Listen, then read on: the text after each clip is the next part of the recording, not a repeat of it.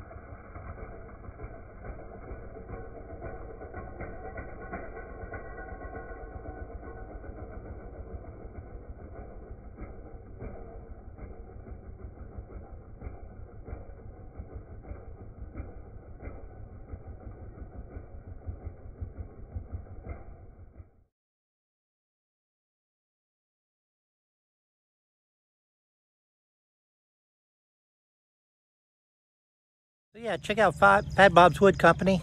It's on YouTube. He's got Facebook, probably other social media too. Check him out. And he said Rob said he'd like to have one of my gnomes, which was a big honor to me. And then he said we'd trade carvings next time I'm down. So that was even cooler. And if you're there in Sevierville, stop at Fat Bob, see JoJo. She's got some cool succulents and she's an artist also. And she's got a great personality. She should be on YouTube. You guys let her know in the comments. Pretty awesome. See you guys. Thanks.